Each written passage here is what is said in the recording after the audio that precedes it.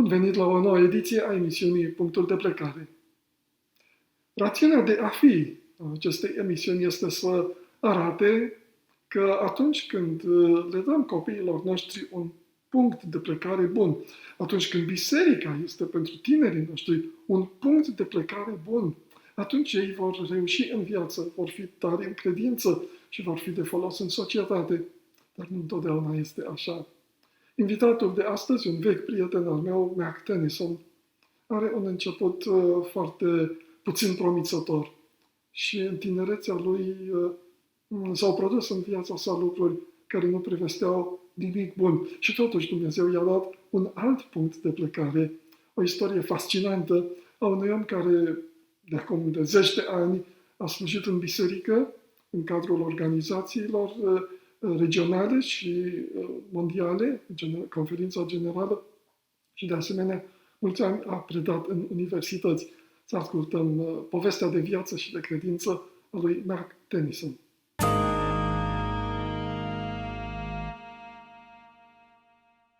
Welcome, my friend. After so many years, we are able to speak to each other again. Right. I think we met for the first time almost 25 years ago. And this time we are going to have a deeper conversation than we ever had one. That's interesting. So where are you now? Well, now I am outskirts of London, suburban London, and working for a church office here. Mm-hmm. Where did your life begin? Where did my life begin? Yes. Yeah. So I'm from southern United States. Yes. My hometown, or at least what I refer to as my hometown, is Charleston, a coastal city.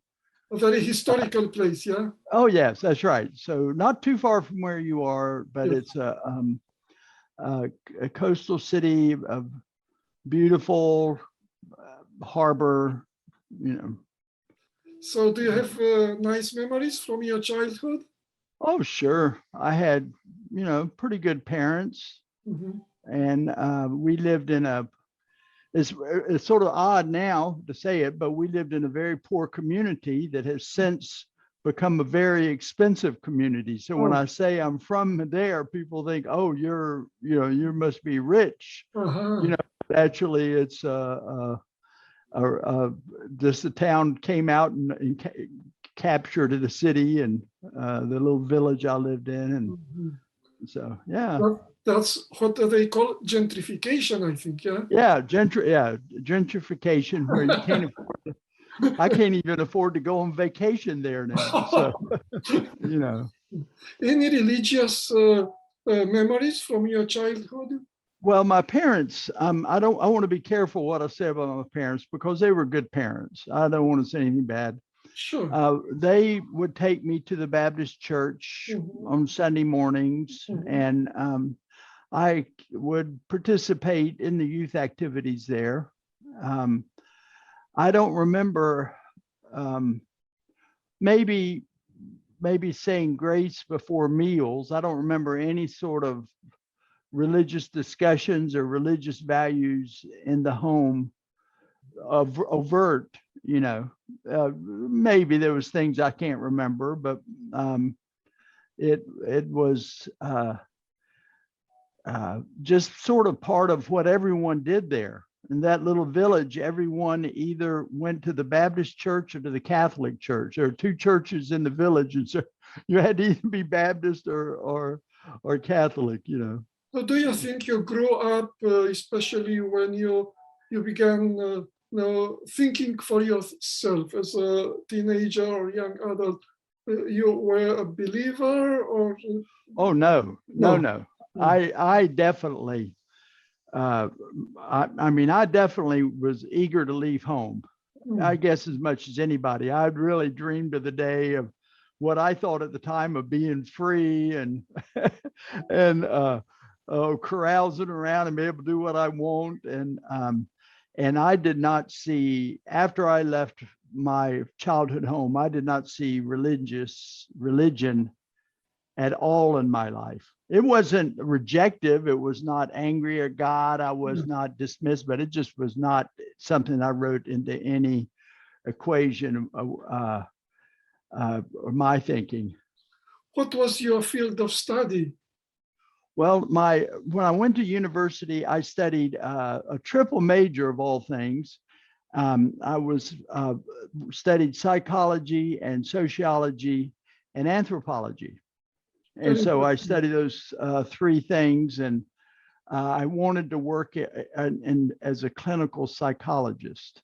Very interesting. And, What did attract you to that field? oh, I have no, I have no idea. I just thought it would be fun and good and interesting to be helping people, sort of. It's a whole different story and probably outside of the scope of where we are in our conversation here. But I had to, like many people, had to work my way through the university, and so I thought and went early on, right after I started university, maybe within 9 months, started working in a children's psychiatric hospital that was nearby. And so the two fed each other, I would, I went there because I was interested in psychology, and I wanted to be a psychologist and clinical psychologist because I was working there and working with the psychologist. So did you enjoy that place? Oh yeah, it was a lot of fun, and it was a little bit perhaps hard for someone outside to understand, but I just had a blast, and I really enjoyed working with those little kids that were seriously disturbed. They actually were a lot of fun. I mean, it's you would think, oh, isn't it sad or isn't it depressing? But I never saw it that way. I just saw it very fulfilling and entertaining, humorous. Just all the things that went on there at the center. And it was Typically, what ages were there? What ages of children? well, it really fits our definition of children, sort of a modern definition. It'd be the kids that I worked with initially were, say, 4, 5 to 8, and then pretty soon I was working with the middle-aged teenager type kids. And then, so it really moved around, different job. I was at the same place for about 6 years and had different responsibilities over those times. Typically, the patients would remain in the hospital for longer periods of time, or? Oh yeah, this particular institution, and this was old school. So I mean, we're talking about a long time ago. They really weren't getting better and going off. And it also it included the whole institution, and my work included emotionally disturbed kids and developmentally challenged kids, you see, and that was sort of the solution in those days, and it's sort of reflecting back is sort of not right, and it's sort of sad, but we didn't think it at the time. Yeah. So that meant you came to establish long-lasting relations with the same patients, yeah? Oh yeah, yeah. Oh yeah, the same. In fact, it was a lot of them when I was with the younger group and then went with the older group. It was just like having my own family. I still had the same kids, with So you were thinking on doing that for the rest of your life, I suppose. Yeah. But you are now in a totally different area of life. That's right. The most opposite you could imagine. Right. That's right. Yeah. What happened? Well, it a little bit connected to my Christianity, and probably you would have to understand. So I wasn't a Christian when I worked at that place. Nothing about, I don't want to make it sound like, oh, that's a non-Christian place or not a place that could be very fulfilling for a Christian to work, but I wasn't a Christian. And then when I left it, I became a Christian. And in that transition, I also changed careers. Yeah. Uh, So why did you leave that place? well, uh, toward the end, I don't know exactly all the details, but I developed a really serious alcohol and drug addiction. And it really, if you work as a lawyer and you develop an alcohol or drug addiction, people say that person needs help. But when you work with emotionally disturbed children, you really need to leave. You shouldn't just stay around there waiting until you get your problems straightened out. And so I just decided that it was the right thing to do. It wasn't good for me to be fighting with those demons and try to keep working with those little kids. Just wasn't safe. It wasn't proper. Can we remain a little more on this aspect? How long it took to go from light consumption to becoming dependent, addicted? Oh, I think it was sort of a situational thing, meaning that it was just sort of social drinking, and social wouldn't be the right word. Recreational might be a better phrase, because it was be something that was with intentionality. I was doing. People say, "What are you doing? What are you and your friends doing?" And we would be going out drinking. It wasn't like, "Oh yeah, we're going out together and we're also going to drink." It was, our intentionality was the activity was to go out and raise Cain, and so then a sort of a crisis came up in my life, and that I wasn't prepared emotionally to handle, and that became sort of the go-to solution, so. And so on the one hand, you felt you don't fit there anymore. It was also a legal problem, I suspect. In such places, I think they check the employers. Oh, well, I hadn't gotten so bad that I was drinking on the job or anything like that. I don't think, I mean, the potential was there, but it would be, sort of a misconception people have is that, they're drinking and then they're going to sober up. And when they're sober, they're sober. It doesn't quite work that way. Even when you're sober and your alcohol content, blood level is fine, it still interferes with decision making. And it also is representative of a bigger problem. And if you've got those bigger problems, you probably ought not to be working with children. That was sort of my logic. Yeah. So it was also impairing other aspects of your life, other relations, the way you were able to manage your life was, I mean. Oh, no, not too bad. I wasn't that, I could function fine, and probably with the alcohol and drug level that I was, if I had a different kind of job, it wouldn't even be something we're talking about. If I were construction worker or a sales clerk, it'd just be, well, he's okay, that he can, get by all right. It was just, to me, it just wasn't really ethical. And I'm not even sure my employer would have objected, but to me, it just wasn't ethical for me to be having these kinds of problems and this kind of response to the problems. Sort of incapable of handling my own problems. What am I doing trying to help these kids, type of thing? That's interesting, but still not able to solve the problem, to kick out. Oh, no.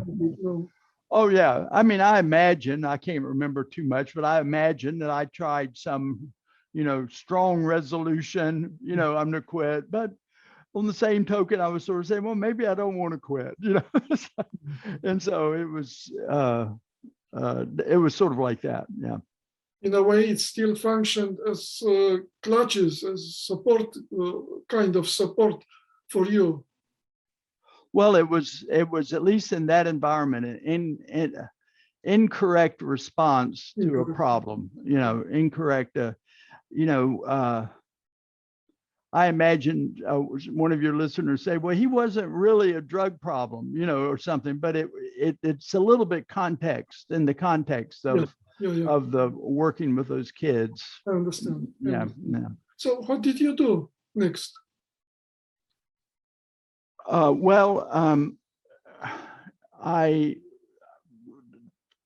not exactly sure which way you want to go with the conversation, but we got sort of a fork in the road about the conversation, because in the process of leaving the work employment there is the sort of the mechanism or the situation that led to my Christianity. Uh-huh.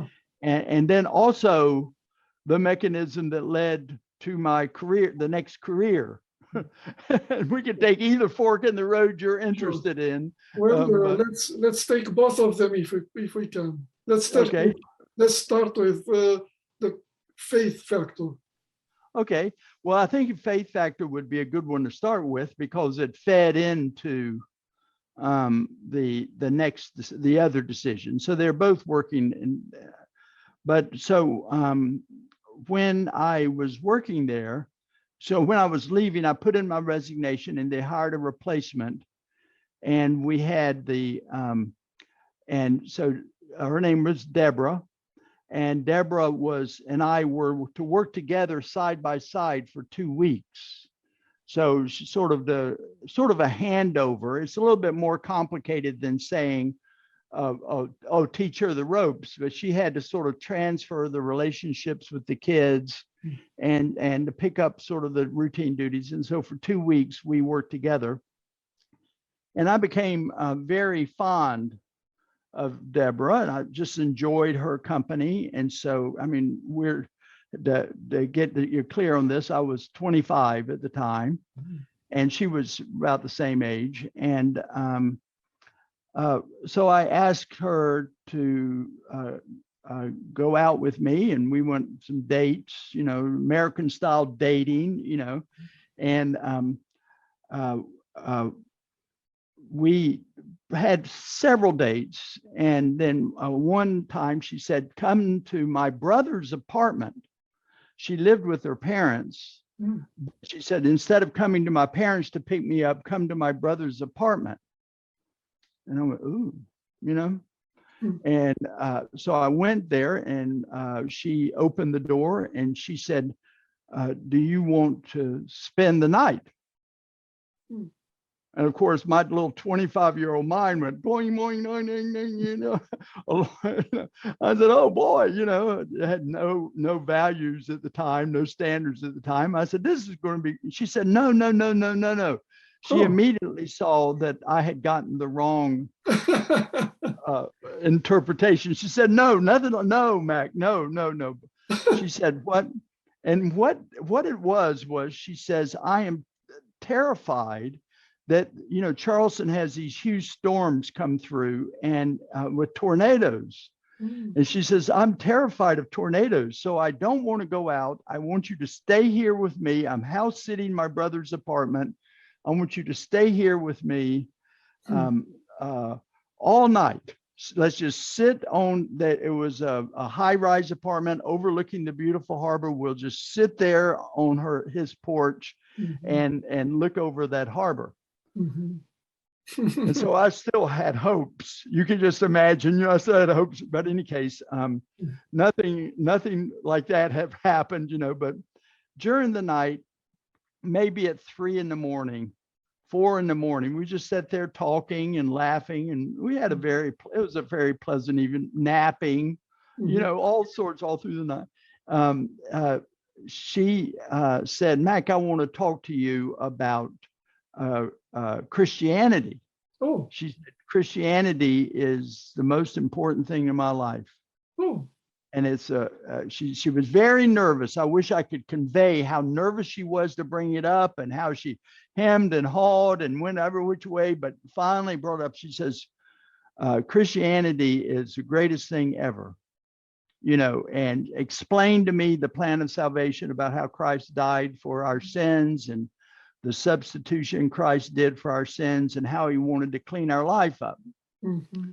Well, I would love to report that at that time I became a Christian and that's the end of the story, but that's not what happened. Shall I continue with the story? Is this making sense? Are we okay? Sure, sure. Yeah. All right. So the morning came and we went out to breakfast, and that was the end of the date. Mm. And I actually, you know, don't even remember having any romantic interest in her afterwards. Maybe I did, but we didn't go out or have any time together for 2 or 3 weeks. Maybe she was busy. I just can't remember.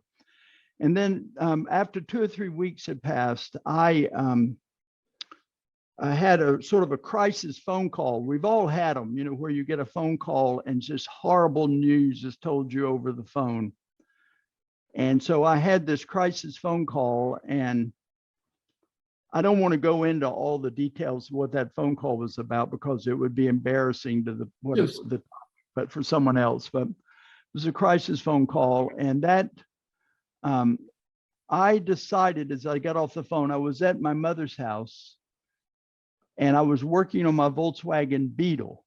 Okay. And I had that thing completely torn apart, and I had grease all over myself. I remember holding my mother's phone to not get grease on her phone. And I got this bad news. And I decided that the right thing to do would be to kill myself. Oh, I was goner, you know.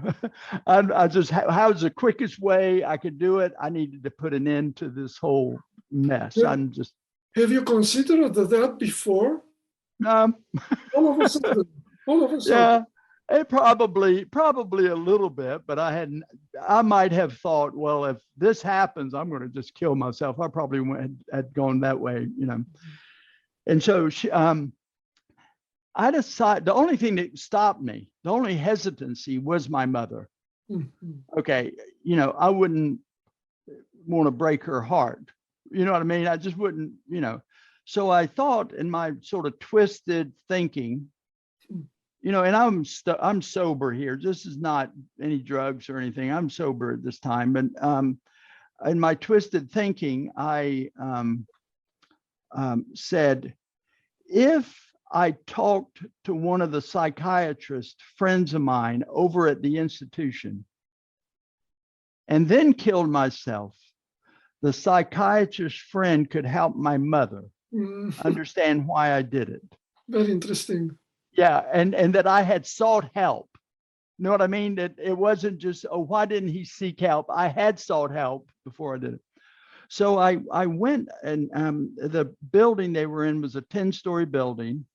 Okay, and I went up to the top floor of that building, and talked to my psychiatrist buddies there, and he says, Mac, we just spend the night up here. Okay, so this is a psychiatric hospital. So we won't check you in. You won't have a medical history, but just check yourself into this room, you know, and we'll take good care of you, and we'll bring you some food up here. And then tomorrow we'll talk about it some more. And so I said, no, I'm getting out of here. I'm getting out of, sorry. And so I walked out of his office, and I'm pretty dirty. I'm pretty greased up from working on the engine. And as I'm waiting for the elevator to go downstairs, for the elevator to take me downstairs and away, the elevator opened and out came Debbie. Okay. And so, wow. All right. So Debbie says, Mac, what is the matter with you? She could see I had this grease all over my pants and on my hand. What's the matter, Mac? And I had talked to her about this situation. So I was able to quickly tell her what had happened. And she went, oh no. And she took me into a conference room, and she said, Mac, I've got to go into work, but let me pray for you. Let me pray for you. So I was sitting there in the conference room, and I can remember very clearly her kneeling right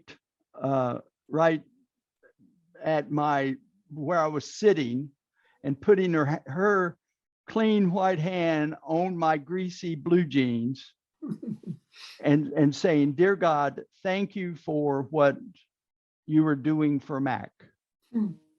You know, that was sort of surprising prayer for me. I thought the right prayer would be, "God, please take this away from Mac," or something like that. But she said, "Thank you for what you're doing for Mac. I know he will come out a better man because of it." And then she got up and walked out the door. That was all. That was all. And except for what I'm going to tell you at the end of the story, that was the last time I ever saw her. Okay, so it wasn't like, you know, and so I'm just left sitting there, you know, and so I'm not describing some sort of road to Damascus experience. I did not go blind. I did not get struck by lightning or something. I went, okay, I've got to go and finish working on my Volkswagen. Oh. You know, that was my conversion experience. You know, I've got to start being responsible, that this problem, you know, I've got to get just back into life. And so I went back and finished working on my Volkswagen a little bit, and I got cleaned up and said, well, shoot, I'm gonna go get something to eat. Went to a restaurant and had a nice meal, and ever since then I've been a Christian. You know, ever since then, that was the most important thing in my life. A few, excuse me, you know, that happened some 40 some years ago, yeah? Well, no, that's a private question. No, I'm just joking. I was 25, and so let's see, close to 50 years. Close to 50, yeah? And yeah. The emotion, you tell that the emotion is still there. It was not dramatic.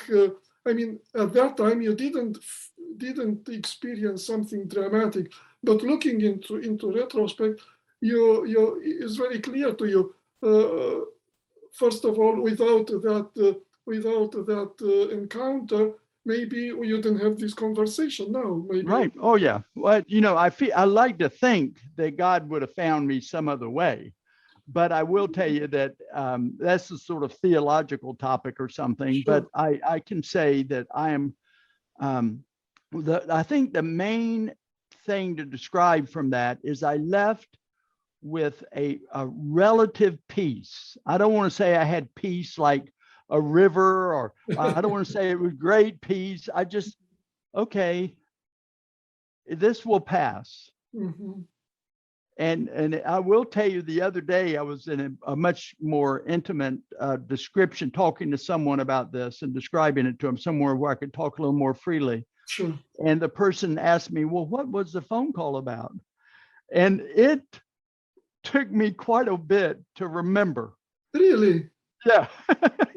I had to think, now, what was it about? You know, and so something that seemed so urgent that it was suicidal, that by now I'm going, okay. That's incredible. That's incredible. And so the biggest, if you were looking for, well, what was the first sign, or how did you know Christianity was there? It would be a relative peace that this is going to work out, that this is in bigger hands than my own, and so forth. A couple weeks after that encounter, not a couple weeks, a couple days after that encounter, a guy called me that I did not know, and he says, I am a friend of Debbie's. Would you like to go to a Christian fellowship group? And so I started when I was 25. We started a Thursday night. I mean, he already had it started, but we met on Thursday nights, a bunch of us about 25 years old, and we would play volleyball and study the Bible and eat a sort of fellowship meal together, potluck meal together. And so and the main thing they taught me, those guys who I'd be very thankful for the rest of my life, is they taught me the concept of the daily devotional, where you take a set aside amount of time and you spend it in devotional Bible study. And by devotional Bible study, I mean reading the Bible in terms of relationship, building relationship to God, you see, and knowing more about him and him knowing more about you as you're studying the Bible.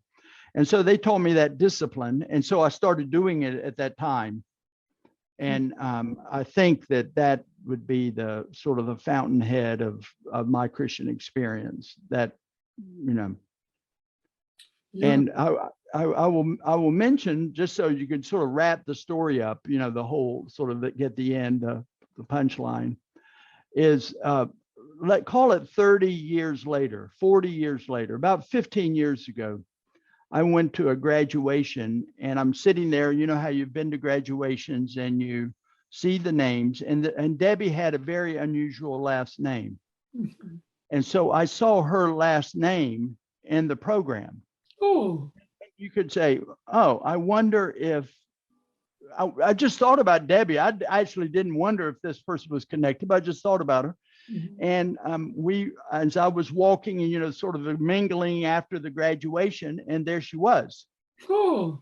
And so I went up to her, and you're going to love this, Adrian. You're going to love this. I went up to her and says, "Hi, Debbie," and she went, you know, like, I don't recognize you at all. Mm-hmm. And I said, "Debbie, do you remember?" And I gave her a few things from the story I just told you. Sure. And she said no. Really? She remembered none of it. She did not remember me. She doesn't remember ever knowing me. And it was very amazing. The lesson from that, of course, is you don't know the influence you're having when you're living a dedicated Christian life. You don't know the impact you're having on people as you go through that life. And when we get to heaven, you know, I don't know, maybe this is just a fantasy of mine, but, you know, we're going to be wanting to do things in heaven. I'm going to say, let's line up behind a person that was most influential and us becoming a Christian. And, you know, I'm going to line up behind Debbie, and then she's going to see me and hopefully the people that I've influenced. And it just is just going to be very remarkable, you know, to think that she went all this time she didn't know. And so I asked her, just to wrap that up, as I asked her, I said, "Could I have your email address?" And I did a discussion of this on a tape. Yeah. And sent it to her, so she would know the story. And she wrote back, and, you know, was how much she appreciated it. And still don't remembering? No, don't remember at all. Incredible. Yeah. That's absolutely incredible. Well, in that way you're supposed to be as a Christian. You know, you're not even supposed to know you've done good things, I guess. Yeah. Mm-hmm. So on the one hand, she behaved at that time as a very experienced and how to say, knowing what she was doing. Typically, when we are now, we feel our way around. We speak a lot. We do a lot of things because we don't really know what is going to work.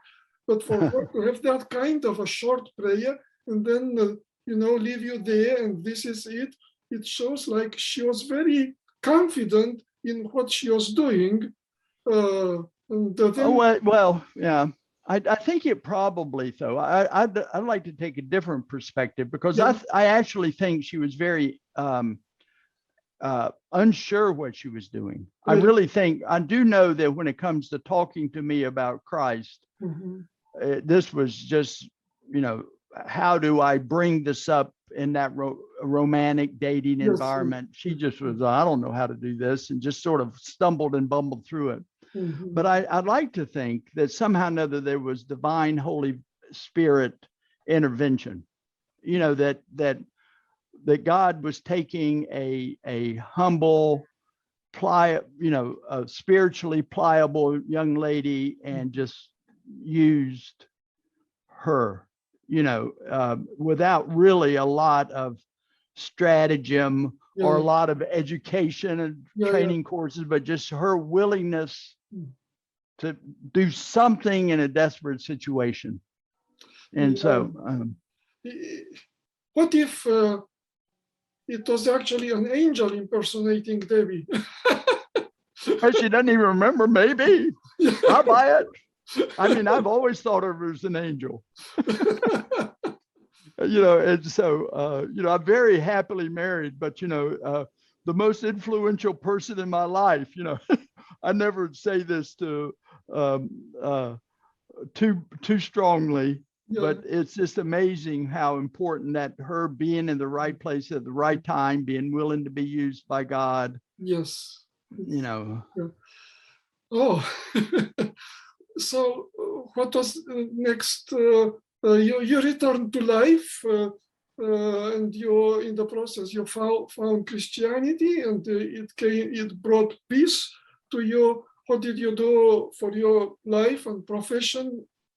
Well, uh, the other story isn't so interesting, but I became an accountant. Okay, I worked uh, uh,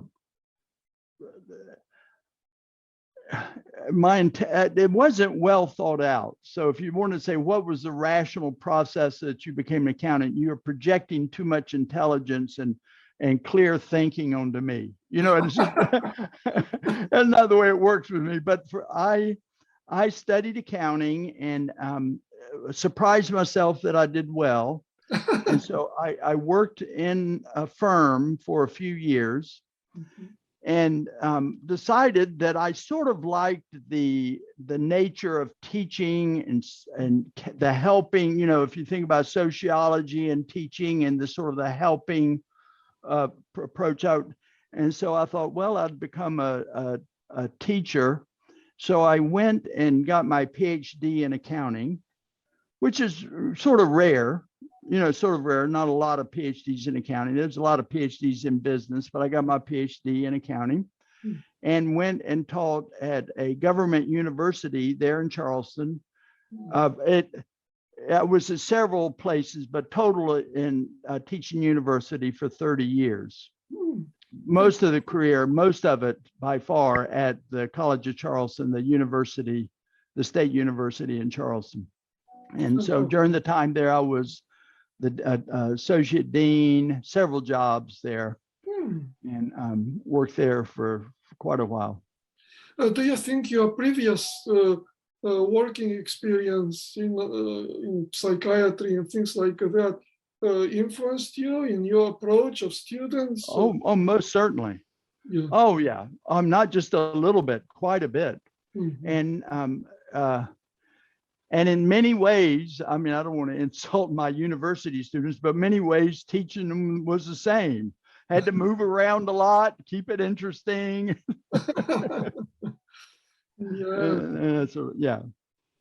Very, very interesting. So, what was next? I mean, let's return to your faith experience. Okay. I didn't mention anything, I think, about the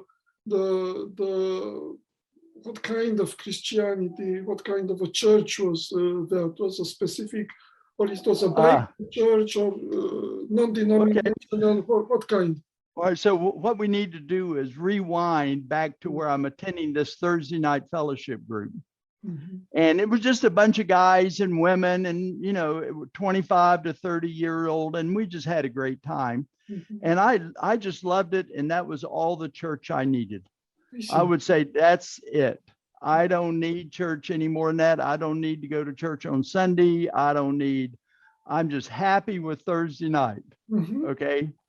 And so, but the spiritual leadership of the group, which, by the way, they were just guys my age. So it was the people who founded the group. It was not connected to any church or religion.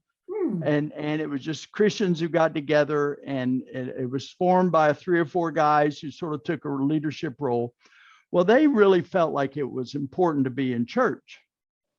They really felt like just Thursday night was all you need wasn't okay. And so they were pushing me to start going to church on Sunday. You know, you need to go find a church. And man, you got to get in church. Matt, come on, you know, what church, you know, and all of them would get, you know, dressed up on Sunday morning and go to church. And I knew not to try to plan anything with them because they're going to church on Thursday morning. Well, they would press me. What they really meant is that we want you to join our church. They all belong to different denominations. Okay. And so they would take me to their church, you know, take me to Sunday school and the church service at their church. And I would say, okay, you know, it's okay. And I definitely do not want to be critical of any of their churches, but it just was, you know, just so much fun on Thursday nights, you know, and to go and sit there and, you know, church service, it just wasn't, you know, that, you know, it wasn't just that much fun. I mean, be frank about it, you know. And so I was big, I'm still big into bike riding. But at that time I was big in bike riding. And so I rode by this beautiful church in the little village that I was living in at the time, on that a different village than the one earlier, but a different outside of Charleston. And I rode past this beautiful little village church. It's just beautiful, so restful to see it, you know. And it said Seventh-day Adventist. Okay, on the front of it. And so I the next Thursday night, they said, Mac, you need to go to church, you know. And I said, if you guys don't leave me alone, I'm to go and become a Seventh-day Adventist. And they were, oh. All right, but you know, I was just joking around. I had no intentionality. I had really no curiosity. But the next Sunday morning, I woke up and their message to me echoed in my head. I needed to be going to church. I really need to be going to church. So I got up and with intentionality, I put on my worst pair of blue jeans and the most ragged shirt I had. Okay. And rode my bicycle over to that Seventh-day Adventist church. And there was no one there. Sure.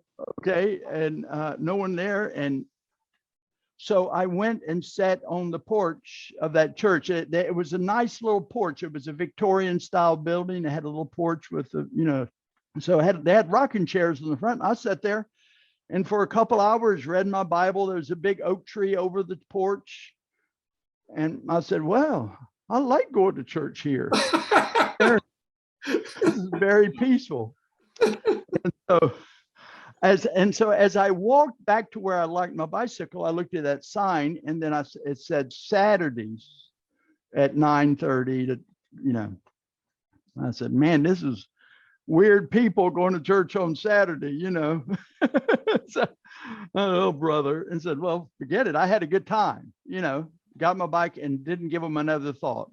The next Saturday morning, I woke up and I says, wonder what the people that are in that church are like. And that old beautiful church. It's just a beautiful, peaceful church.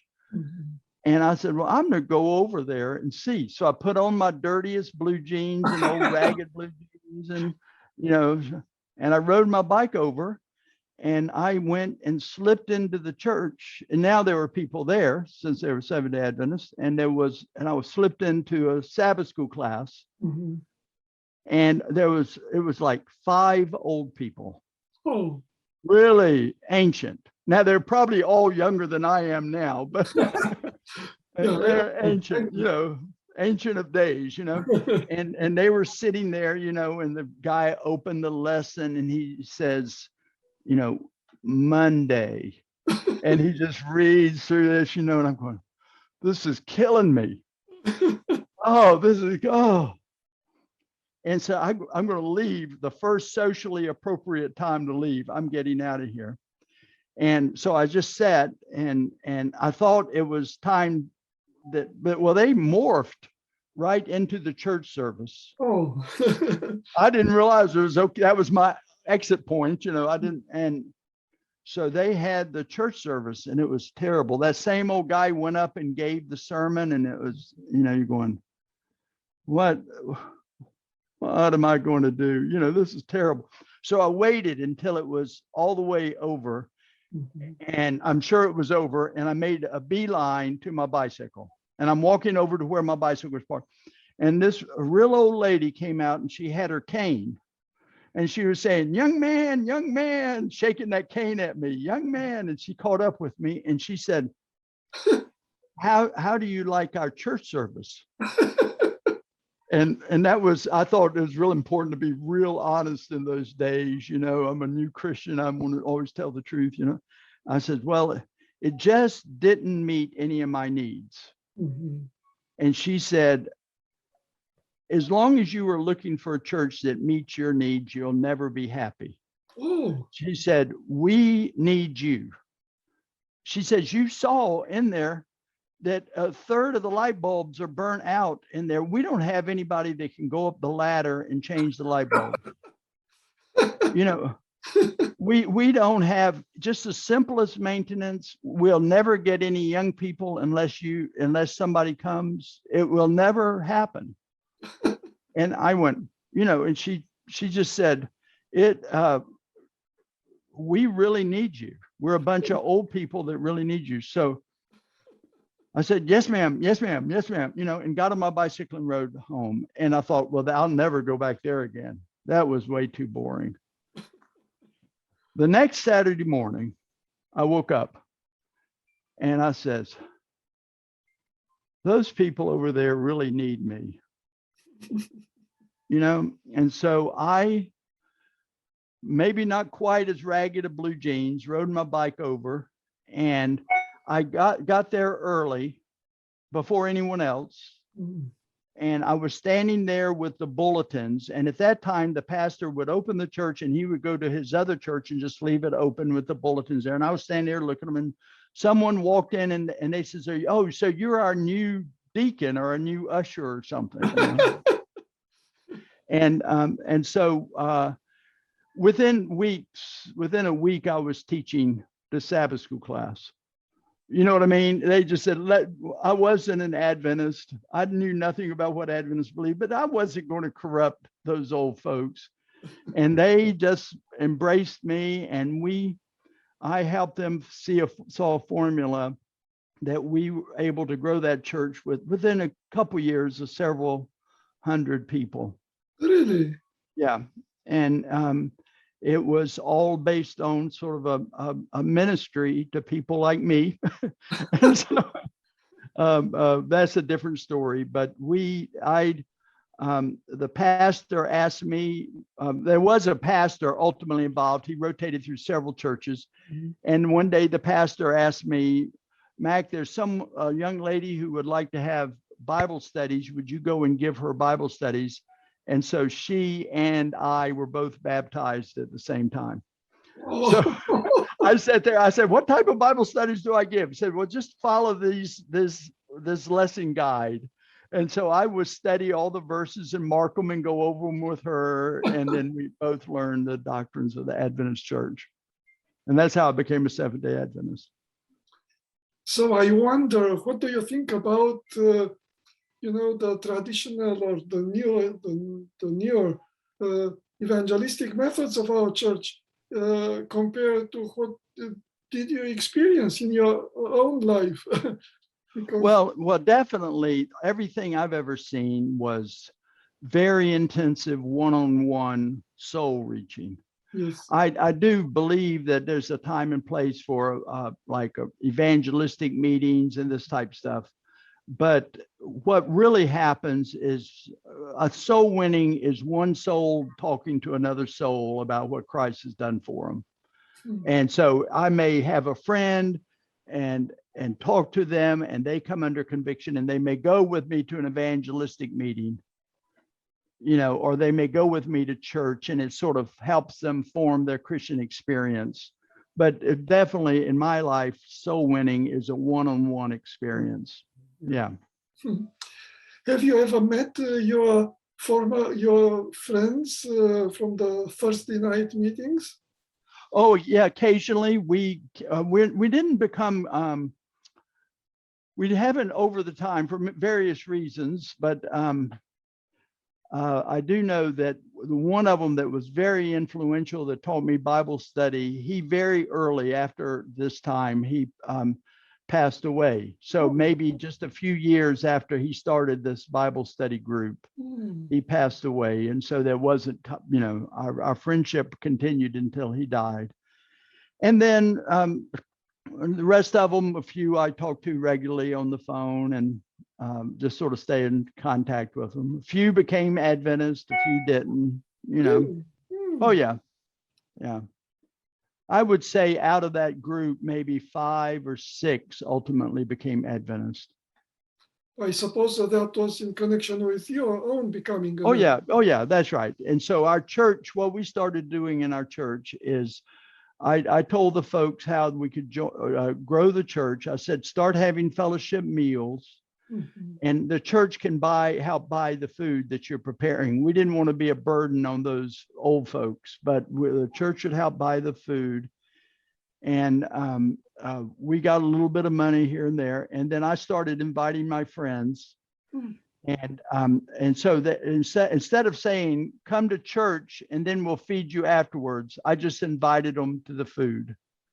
And I said, and it's funny how some places don't embrace the Adventist health message, but I said, embrace it, go vegetarian. So that became a sort of a marketing point, or a promotional point where I'd say, come for a vegetarian meal. These people, this group is vegetarian, then that teaches how to be vegetarian. And so we went there, and then I would have different friends do different things during the mealtime. And pretty soon it just sort of started slopping over to the main service. Okay. And it turned out to be quite a church growth strategy, where just sort of friendship evangelism, where you make friends with a bunch of, and no better way to make friends with someone than eating with them, everywhere in the world. Yeah, that's interesting. Speaking about vegetarianism, because at that time, being a vegetarian was quite crazy. 30. Right. Well, yeah. But, yeah, that's right. Well, that's right. The church, maybe not, because you remember that my age group, we're talking about 75, 74. We're a bunch of hippie, wear blue jeans and put flowers in your hair and that type of stuff. So vegetarian, we would smoke dope because it was healthy compared to doing hard drugs. So that type of thing, A few questions. Our time, believe it or not, is almost gone. In the meantime, you had a family. Oh yeah, I'm very proud to say that I'm very happily married. Not to Debbie, not to. And you have 5 daughters.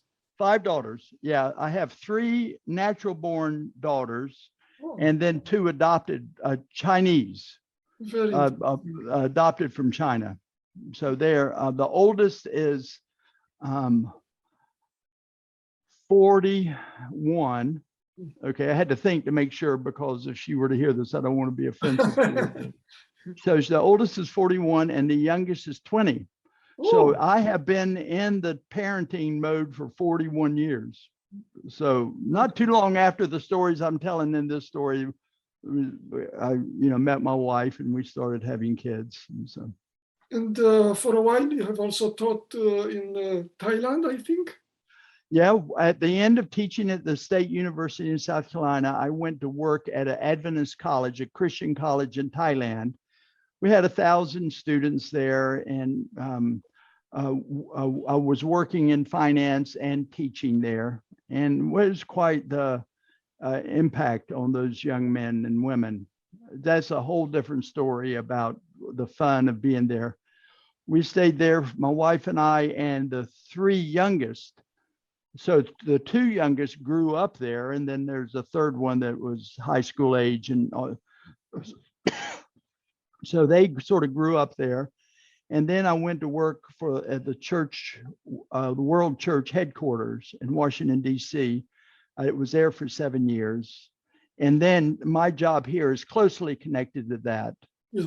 But I'm now in the sort of the European office for the world headquarters. Do you miss teaching? Oh, yeah. You know, hardly a day goes by. I don't think, I ought to go back to teaching, and I occasionally look for jobs and say, oh, maybe, so. Well, thank you so much for sharing such a highly unusual life journey and faith journey. And, now knowing your story, you are, kind of a person, and your reactions, your personality makes much more sense to me.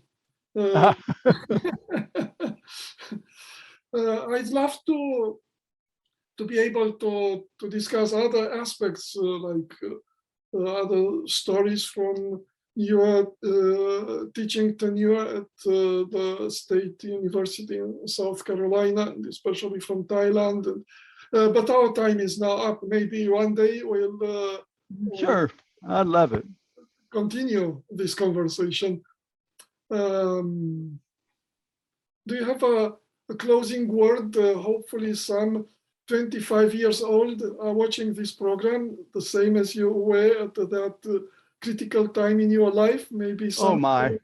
Maybe. Well, that's quite. Yes. That's quite the heavy assignment. But I will tell you that for any 25-year-old, that don't sweat the small stuff, and everything is small stuff. That's sort of cliche now, but and the bigger perspective of what is going on in the world and the life, that none of the crises that we're facing are really all that serious, and it will pass. But I would really want to encourage all the Debbies in the world, that are nervous about talking to someone, and you feel compelled. God's love is compelling you, that you just go ahead and just plunge in. You never know what influence you're having on a person you're talking to on a bus or on a park bench. You just don't know, So that's about the biggest advice that I can bring up in this context. Yeah. Thank you so much. Thank you so much for sharing very personal, very intimate aspects of your life. And actually, the unusual and so wise way God worked for you and through you for others. May God continue to inspire and to empower you. Thank you. Yeah. Thank you. Goodbye. Bye.